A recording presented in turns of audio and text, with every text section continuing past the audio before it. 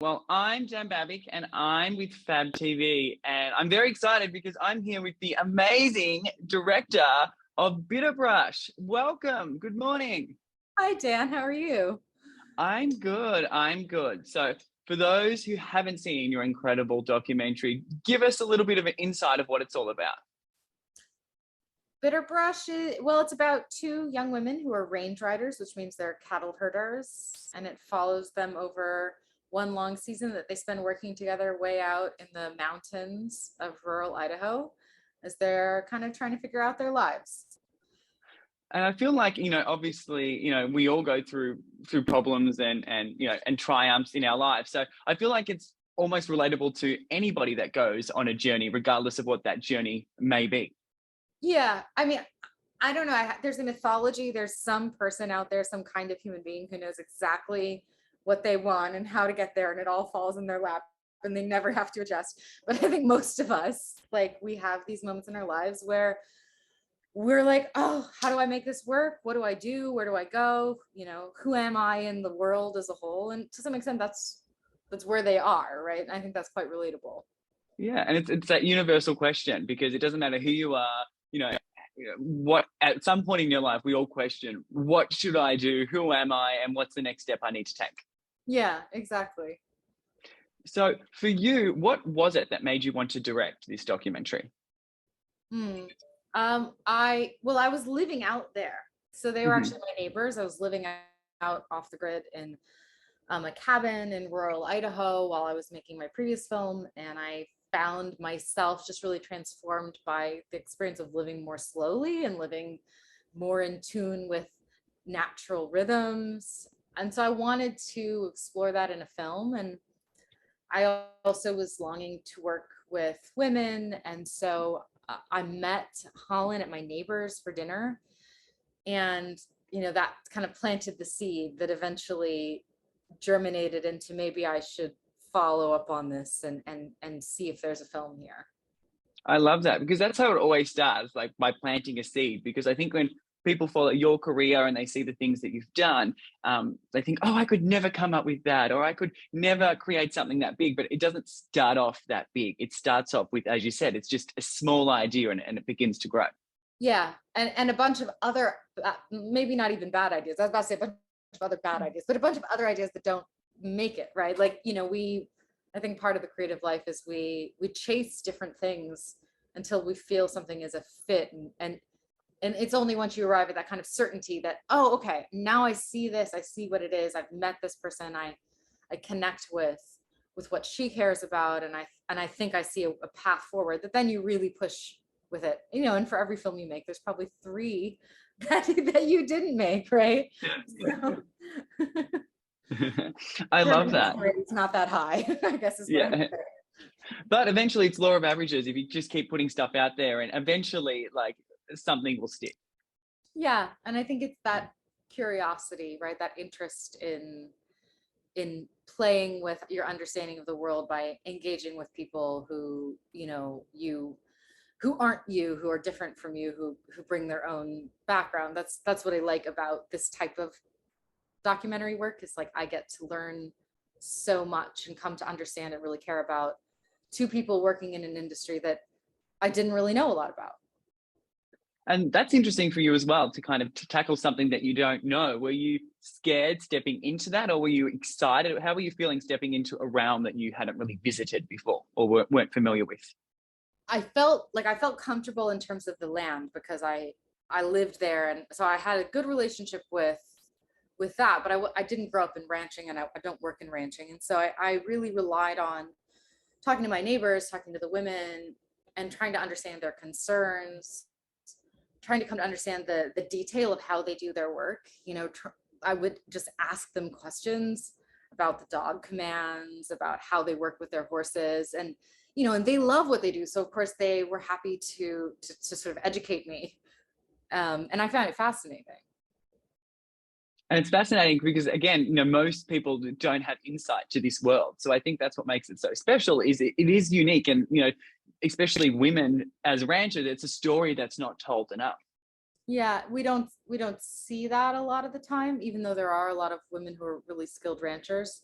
And I think one of the things that I started to connect with, or that I realized quickly, was that many of the experiences that I had, you know, working in Hollywood as a young woman, or working in academia, that industries that we think of as totally different from ranching, that we had all these really similar overlapping experiences, and that ultimately this kind of desire for excellence in your work, desire not to be seen first and foremost as a woman, but to be seen for your skill. Like we shared these kinds of these things. And so I began to feel comfortable, you know, not just that I could tell their story, but also that there would be things in their story we could all relate to.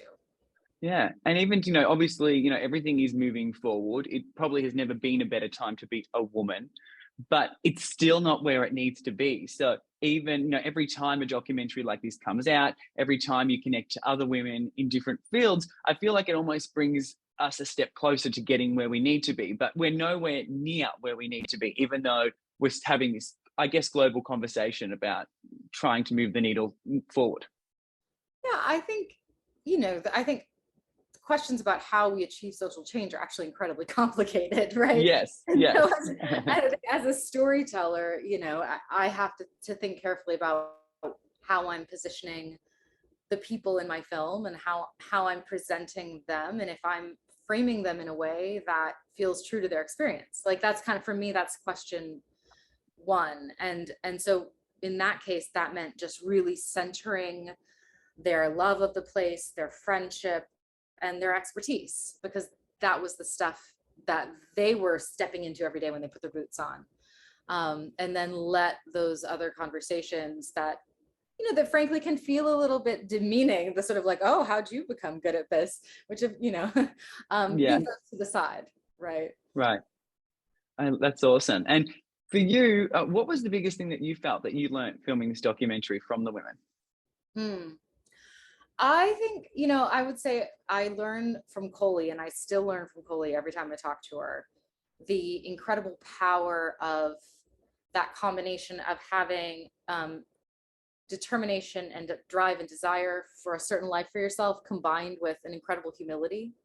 She always surprises me with how willing she is to accept whatever's thrown at her. She's not thrown off by it, but she doesn't really complain. She, like, it's that metaphor of like she gets back on the horse, but she does it with such dignity that I really am moved by it. And I think the viewers are moved by it as well, because oftentimes, you know, when people reach success in any realm, sometimes, unfortunately, humility tends to fade, but that's obviously not the case with her. No, and I think it is a great reminder, because I genuinely believe, particularly if for those of us that are like storytellers or engaged in the arts, it's all about human connection if you're going to get it right. And I think you have to try to keep your feet on the ground and have a degree of humility in order to connect with people. And she does, like, she comes to people very alive, and I find it really beautiful. I you know, I hope that the film honors that about her, but just on a personal level, it's certainly something that I gained from the relationship. Right.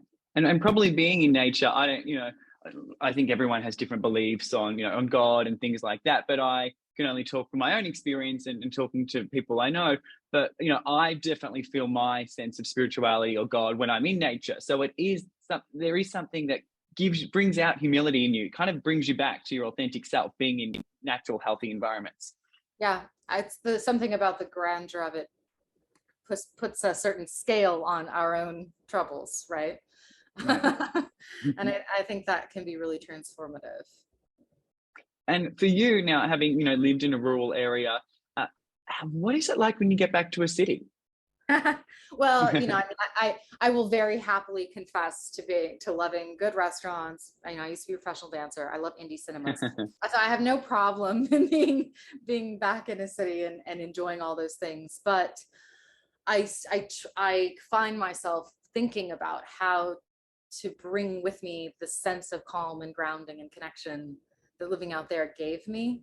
And I think that balance it's a complicated one. I don't think I have the answer to it, you know? Yeah.